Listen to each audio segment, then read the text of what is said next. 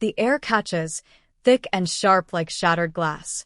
His face, usually a carefully constructed mask of indulgent patience, is splitting. Laughter starts deep in his chest, a rumble that quickly becomes a loud, mocking bark, filling the sterile conference room, bouncing off the expensive, silent walls. It's the sound of absolute contempt, aimed directly at me. My lawyer, a woman whose gaze is as steady and gray as a winter sea, remains perfectly still beside me. I feel the heat rise in my own cheeks, but I hold it back. He leans forward, eyes glittering with a cruel amusement I've come to know sickeningly well. He spreads his hands, an expansive gesture of dismissal. You actually think you can do this? His laugh echoes again, even louder this time. Sweetheart, he says, the endearment of venomous hiss. Without me, you are nothing. This. He waves a hand towards the neatly stacked papers on the table, my lawyer's quiet confidence. This is pathetic. You have no idea how the world works. You have no resources. You have no power. You are a child playing dress-up. He pauses, letting the full weight of his words sink in, his smile predatory. The silence stretches, taut and unbearable. And then, his voice drops, cold and final. You came to me with nothing, and you will leave with less. Let me know where you're watching from and what time it is. And if you haven't already, please subscribe, it helps me more than you know. I remember the quiet hum of our first apartment. Not fancy, but ours. A little balcony overlooking a street lined with trees that turned brilliant gold in the fall. It felt like a beginning, a promise whispered between two people building a world together. He was charming then, quick with a joke, full of grand plans. He talked about our future as if it was a shared masterpiece we would paint, brushstroke by brushstroke. My role, as I understood it, was to be the heart of it, the quiet strength behind his ambition. I believed him. I believed in him. I came from a background of quiet stability. My family wasn't ostentatiously wealthy, but they had substance. Old money, I suppose you'd call it, though we never used the term. Responsibility was the word. Duty. Prudence. My parents instilled in me a deep sense of privacy about our finances, a quiet understanding that true security wasn't something you flaunted. They provided for my education, ensured I had a comfortable start, but emphasized making my own way, building my own life. They had also, years ago, decades before I even met him, done something else, something they explained to me only once, simply and clearly, when I turned 25.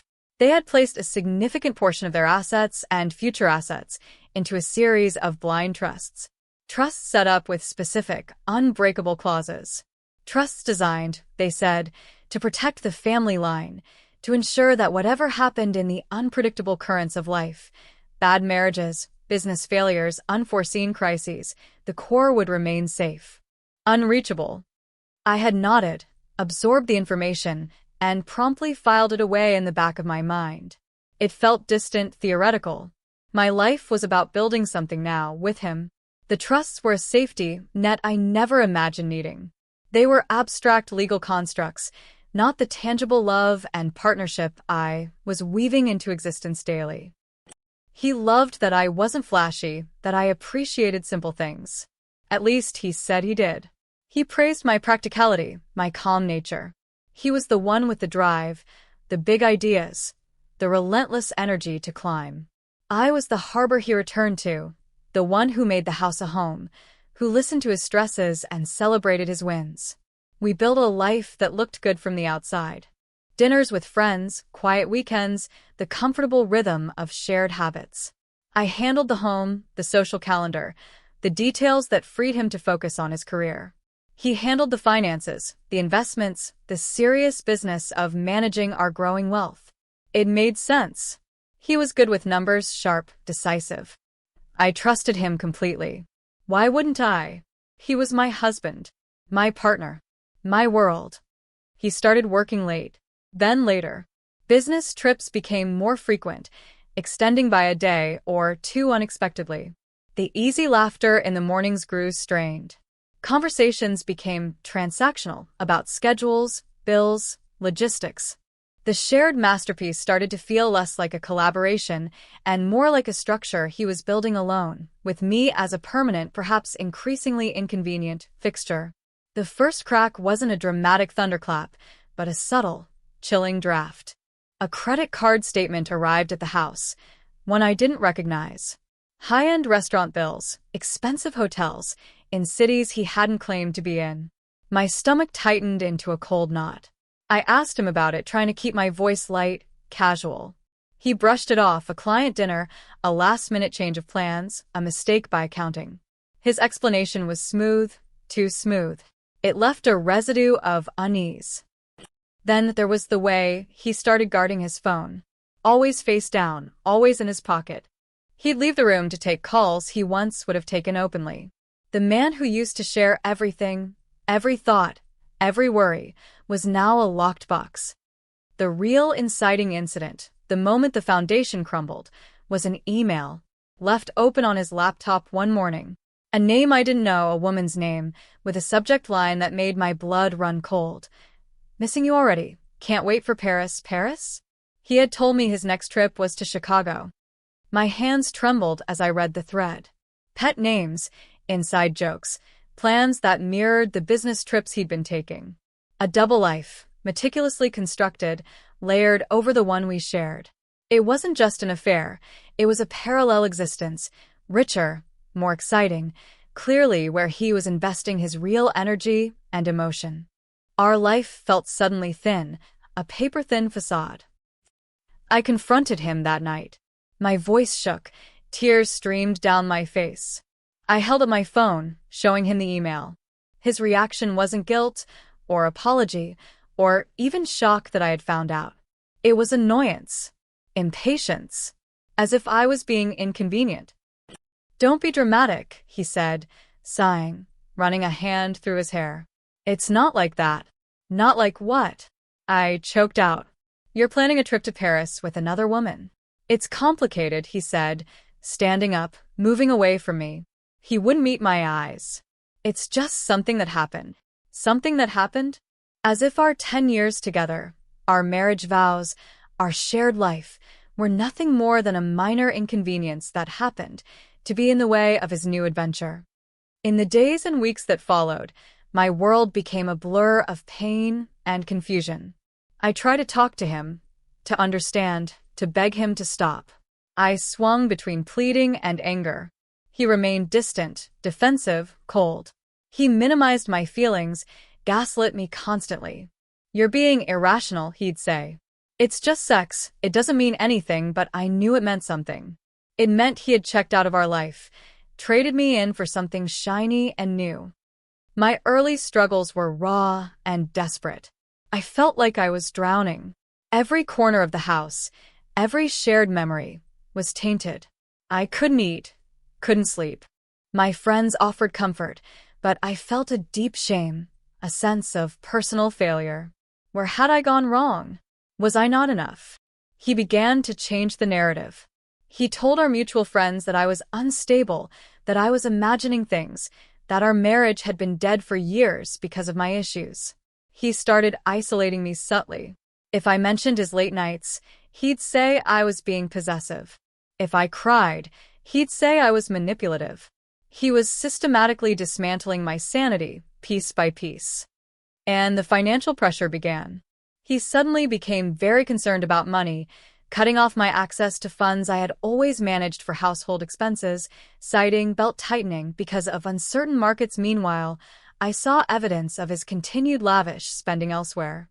He was squeezing me, making me feel dependent, reinforcing the idea that my financial security, indeed my very stability, flowed solely from him.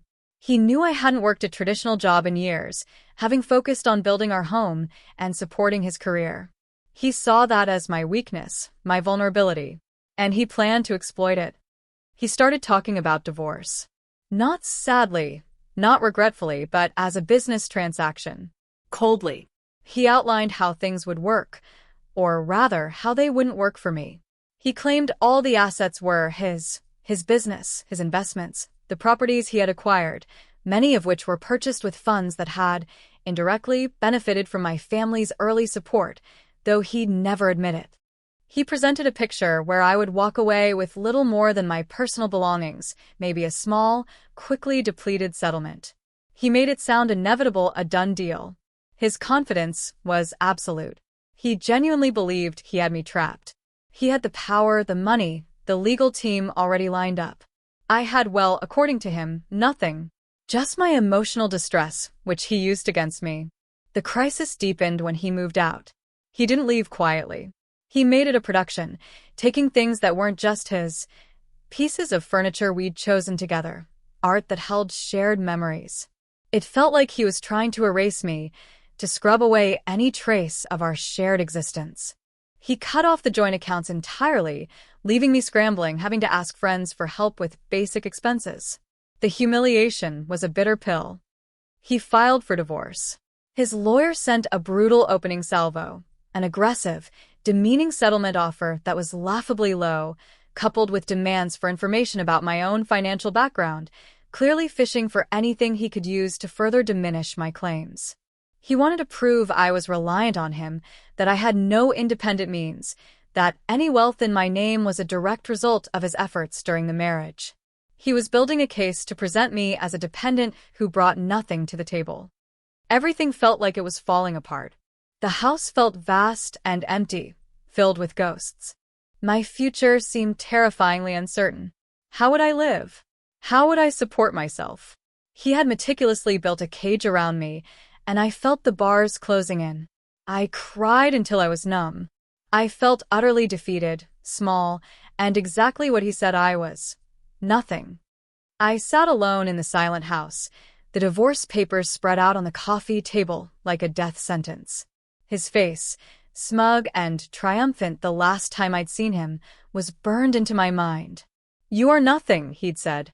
And in that moment, staring at the cold legal language designed to strip me bare, I almost believed him. But then something shifted. A flicker. Not of hope, not yet. Of cold, hard anger. Anger at his cruelty, his betrayal, his absolute certainty of my helplessness. Anger at myself for letting it happen, for being so naive, so trusting. And then, like a forgotten key suddenly appearing in a dark room, the memory surfaced. The conversation with my parents, all those years ago. The trusts. The blind trusts. The words they had used to protect the family line. Unbreakable clauses. Unreachable. It wasn't just a safety net. It was armor. Armor I had forgotten I possessed. Armor he knew nothing about. He had spent years focused on his money, his power, his acquisitions. He saw my family as simply comfortable. He had no idea of the true depth or structure of their wealth, or the lengths they had gone to protect it across generations. My inheritance, or rather, the portion of my family's wealth allocated for my future security and managed by independent trustees, was not held in my name directly. It was nestled within complex legal structures designed specifically to be impervious to external claims, including those from spouses in the event of divorce. The existence, and more importantly, the nature of these trusts was confidential. Not a secret kept out of malice, but out of prudence, a long-held family tradition of privacy and protection against fortune hunters or unforeseen calamities. I hadn't kept it from him intentionally. It simply wasn't relevant to our day-to-day life, and I honestly hadn't grasped the full implications of their structure until I was staring into the abyss of his anticipated victory. The decision formed in me, cold and sharp. He thought I was nothing? He thought he could take everything I helped build and leave me destitute? He thought wrong. My family hadn't just given me a start. They had built a fortress around my future. And it was time to activate the defenses. My first call wasn't to a friend, but to the family lawyer, a stern, white-haired woman named Eleanor Vance, who had handled my family's affairs for decades and was one of the trustees. Her voice on the phone was calm, steady. I explained the situation, the divorce filing, his threats, his absolute confidence that I was powerless. I mentioned the trusts.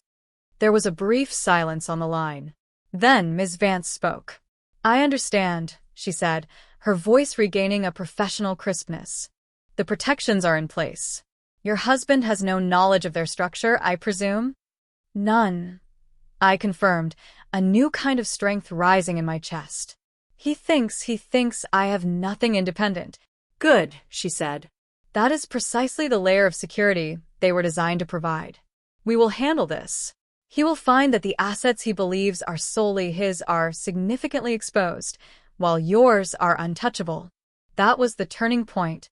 The moment I stopped being the bewildered, heartbroken wife and became a strategist. My initial lawyer, while kind, wasn't equipped for this level of financial and legal warfare. Ms. Vance brought in a team. Quiet, efficient, and utterly ruthless. They understood the intricacies of the trusts, their ironclad nature, and more importantly, how to use them not just defensively but offensively. They started working silently behind the scenes. I followed their instructions. I gathered documents, meticulously, patiently.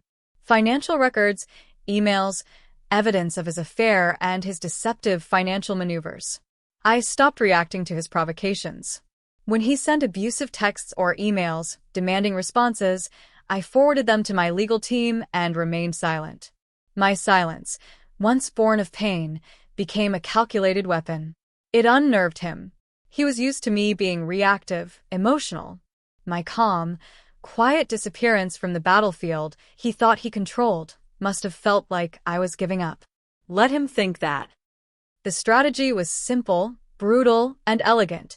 Since my family's assets were protected within the trusts, they were not subject to division in the divorce. However, his assets, the business he was so proud of, the investments he controlled, the properties held in his name, were. And my legal team intended to go after them, not just for a fair settlement based on marital contribution, but by leveraging the power of the trusts to demonstrate the vast disparity in our actual independent means. His argument was that his assets were the source of all marital wealth and my support, while I brought nothing independent. We would flip that argument on its head. My independent means, secured by the trusts, were substantial and guaranteed. His seemed large on paper, but they were built on shaky ground, inflated by arrogance, and now, vulnerable to claims far greater than he anticipated. The trusts held leverage he couldn't comprehend. They weren't just accounts. They were legal entities with the power to initiate complex financial investigations, to challenge the valuation of his business, to tie up his liquid assets with injunctions, to make his life a financial and legal nightmare in ways he couldn't predict. The legal team called it creating discomfort. Their goal was not just a settlement, but a dismantling. A clear, unequivocal demonstration that the man who thought he held all the cards had, in fact, been playing with a fundamentally weaker hand all along. We scheduled a mediation session. His lawyer was confident, almost cocky. My husband was the same, radiating smugness, clearly expecting me to crumble, to accept his meager offer. He strode into the room, barely looking at me, like I was furniture.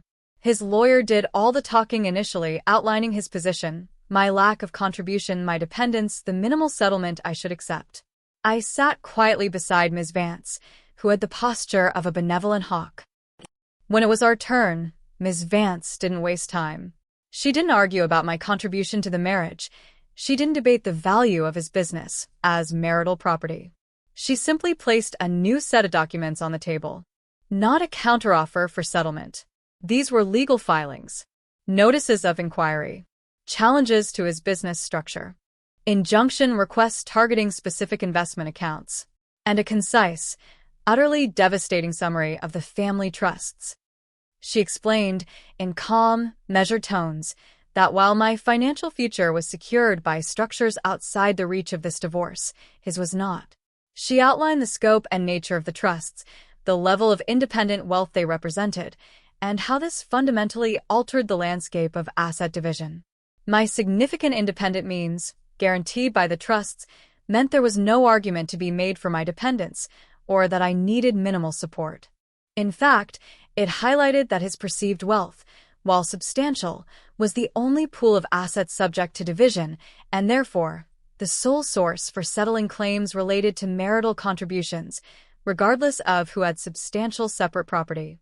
Furthermore, the legal power and financial resources of the trusts meant we had the capability and the will to pursue every possible avenue to ensure a completely equitable, if not punitive, division of his assets.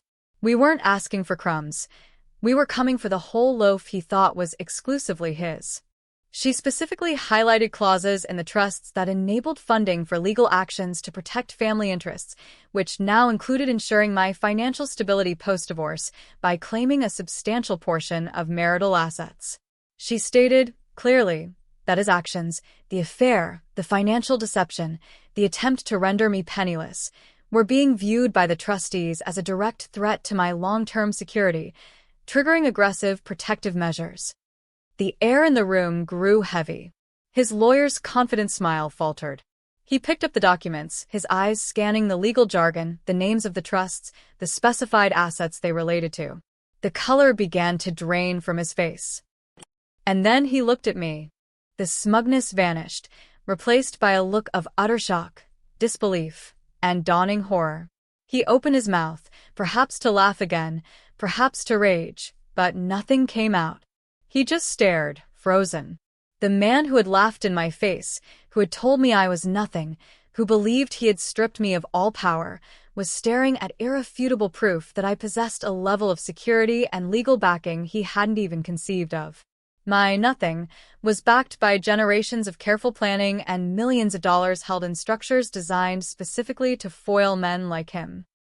He had been so focused on his own reflection, his own power, he hadn't seen the quiet, unshakable foundation beneath me. He thought he was dismantling a life. He was merely triggering a mechanism of defense and counterattack he didn't know existed. The trusts weren't just protecting my future, they were seizing his present. Every asset he held in his name, the business, the real estate portfolio he flaunted, the investment accounts, was now a target, vulnerable to the legal might funded by the very wealth he disdained because it wasn't his. He tried to speak, a choked sound. What is this?" he stammered, looking at the papers, then at his lawyer, then back at me. Ms. Vance's voice was quiet, but it cut through the silence like steel. "These, Mr. Husband's last name," she said, using his formal address, a subtle stripping of the false intimacy he relied on, "are the instruments that will ensure your wife receives the settlement she deserves, proportional to the life you built together and your capacity to provide, a capacity which, unlike hers, is now entirely exposed." His lawyer leaned in, whispering urgently to him, pointing at different sections of the documents. My husband just shook his head, his eyes wide, fixed on me. The laughter was long gone. The mocking smile was replaced by a look of absolute, cold terror. He had been so certain of his victory, so arrogant in his assessment of my powerlessness, that the reality of the situation hit him with the force of a physical blow. He saw it then, not just a negotiation, but a complete reversal of fortune. He, the architect of his own perceived empire, was suddenly standing on quicksand. The assets he had claimed were exclusively his were now the battleground, and my side was funded by an inexhaustible, untouchable treasury. The negotiation, if you could call it that, didn't last much longer. His lawyer, faced with the undeniable reality of the trusts and the legal strategy they enabled, quickly pivoted from aggressive demands to damage control. There was no longer any leverage for him. The conversation shifted from what I would get to how much he would have left after the trust's legal team was finished. Within weeks, the process began. Liquidating assets, transferring funds, restructuring his business ownership to satisfy the settlement demands driven by the leverage of the trusts. He fought, of course, tried to challenge the trusts, tried to find loopholes. But they were designed to be impenetrable. Decades of careful legal architecture stood against his frantic, last-ditch efforts. He spent a fortune on lawyers trying to fight the inevitable, only digging himself deeper. The aftermath was quiet, anticlimactic in a way. The legal process unfolded methodically. The papers were signed. The assets in his name that weren't protected by his own foresight, which turned out to be none, because he thought he was invincible, were systematically targeted. The business he'd poured his life into was restructured, a significant portion of its value transferring to me. Properties were sold. Accounts were emptied to meet the settlement demands. He ended up with far, far less than he ever imagined. Not nothing, perhaps, but a fraction of the wealth and power he believed was exclusively his, the foundation of his identity and his arrogance.